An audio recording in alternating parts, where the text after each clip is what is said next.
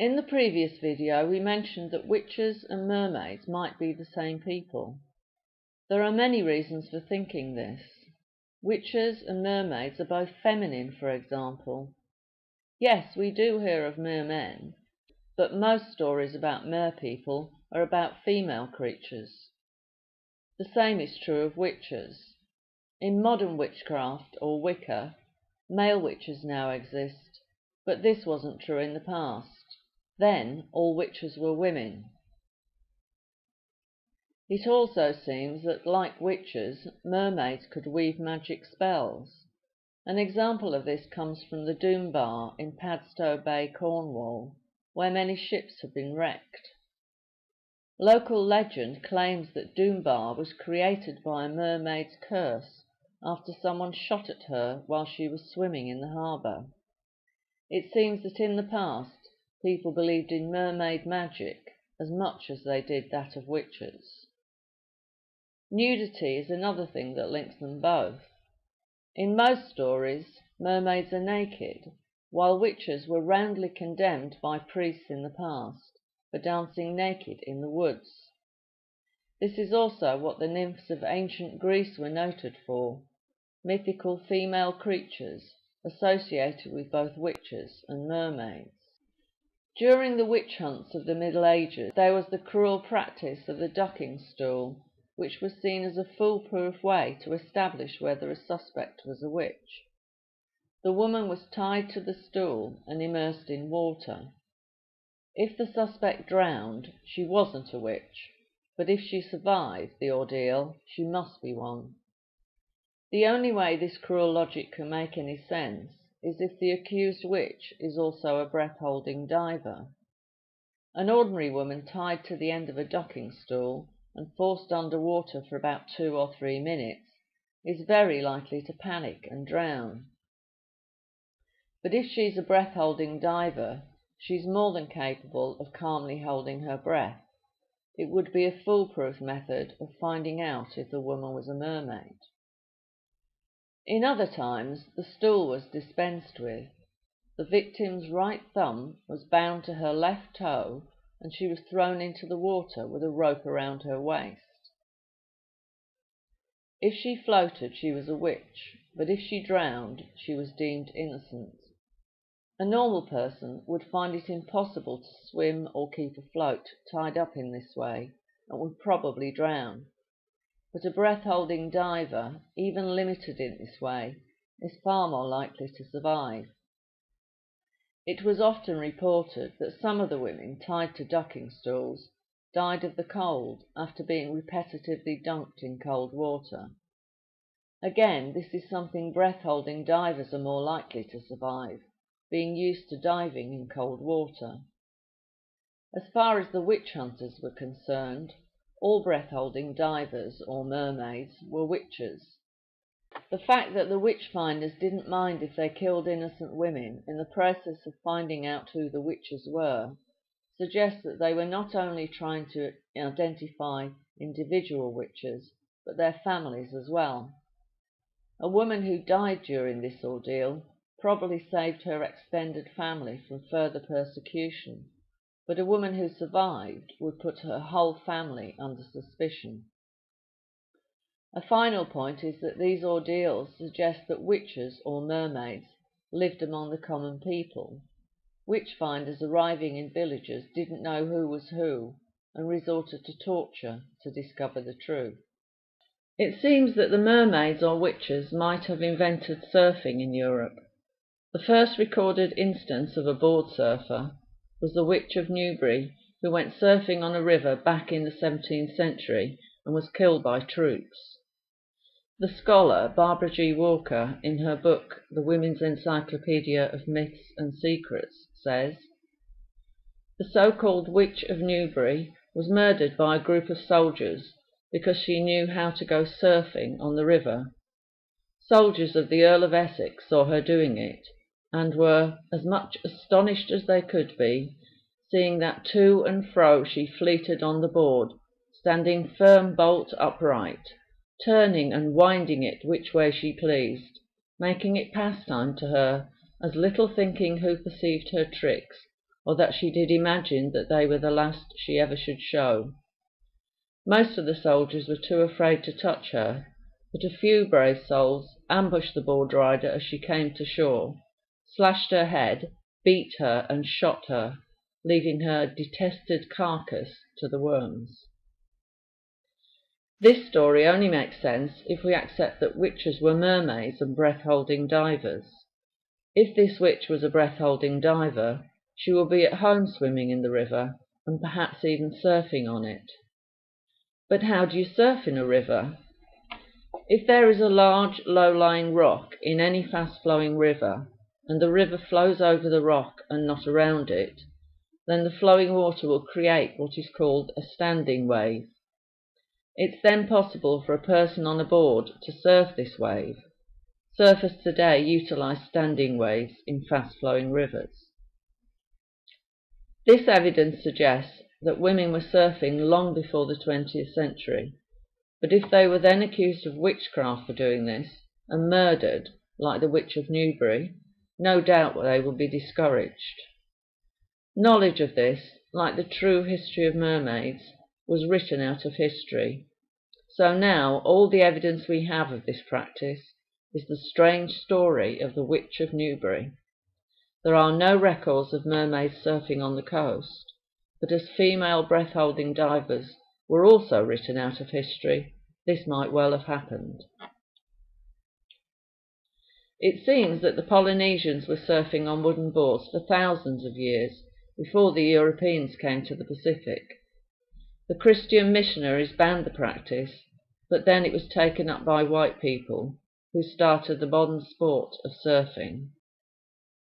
So why was the Christian Church so vehemently opposed to witches and mermaids? As we've previously mentioned, mermaids were breadwinners and assertive women. Christian priests didn't like this. We can see this in the way the ducking stool was used not only to find witches, but to punish women who were scolds, women who spoke their minds and disagreed with their husbands. These women were not obeying the oath they took when they married, of honouring and obeying their husbands. It seems that one of the perks of being a witch finder was that you could confiscate and keep the property of your victims. So witch finders had a strong incentive to target anyone who was reasonably wealthy and not bother too much with anyone who was poor. Female breath-holding divers made a good living harvesting valuable marine food from the sea floor. We know this from the experiences of the Ama and Henyo divers of Japan and Korea. Although breath-holding divers were banned throughout the whole of China, as well as the Korean mainland, they survived on the island of Jeju. The Henyo divers there were wealthy enough to bribe corrupt officials on the island to leave them alone.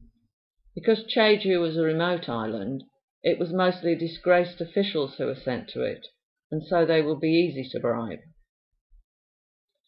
Ama diving continued until recently, because it was one of the highest paid jobs women could do in Japan.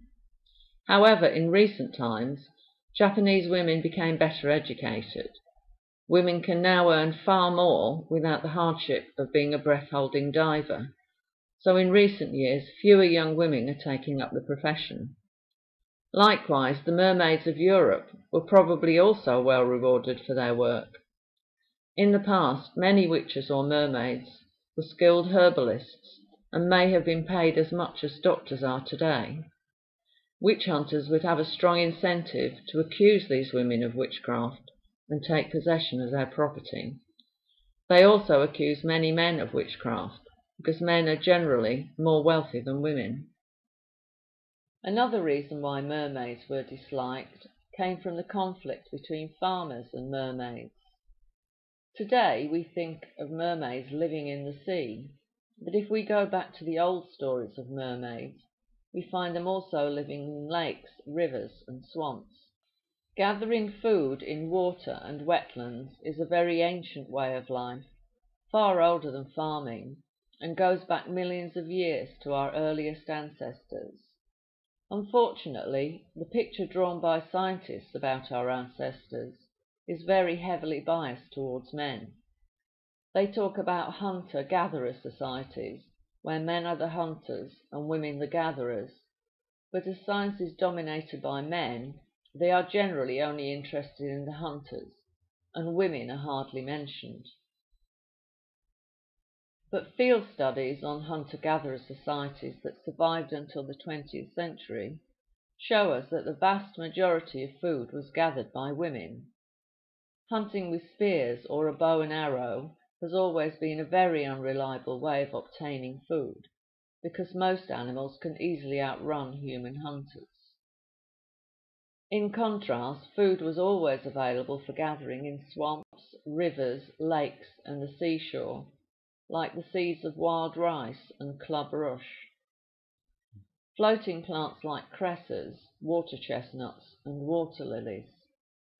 Along the coast there is sea parsnip, sea fennel, sea rocket, and sea kale, to list but a few.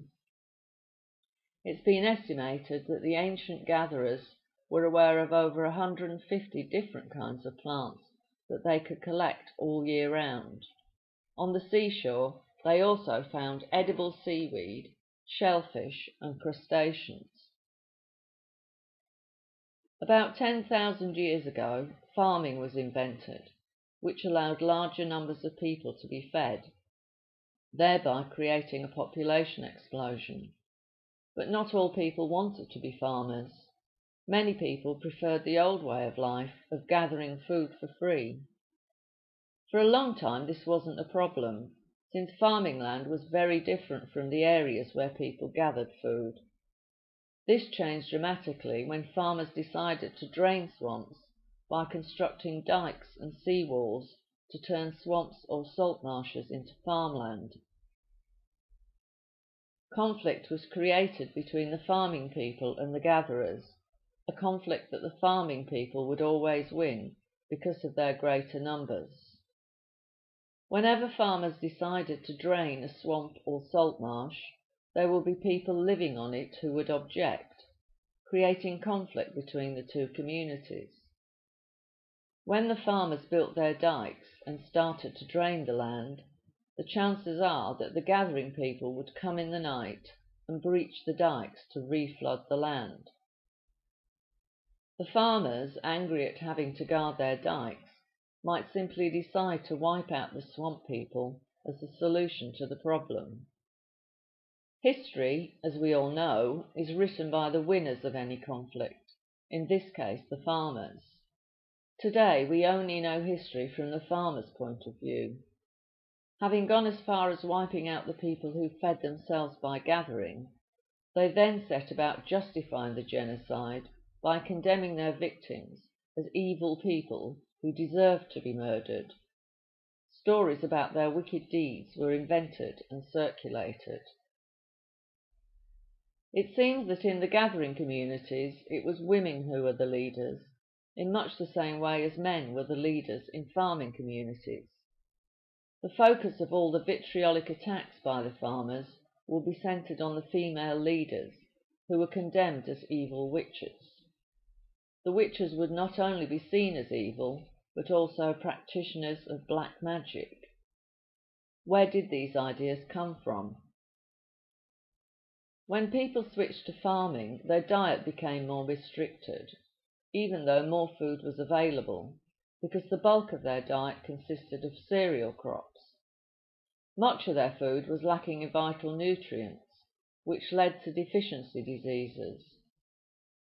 The farming communities discovered that the gatherers, with their vast knowledge of plants and herbs, knew of plants that could overcome these dietary deficiencies. So the farmers began using the witches of the gathering communities as doctors. We find much the same in mermaid stories, where mermaids are also described as herbalists. As we see today, people can quickly become dependent on doctors. If we look at Africa, witch doctors not only dispense herbal medicine, but psychological medicine as well, through their magic rituals. But they can also abuse this power by threatening their patients with magic curses. If there was conflict between the farming and gathering communities, when the farmers wanted to drain the swamps. The witches could use the farmers' belief in and fear of magic to try and put a stop to this.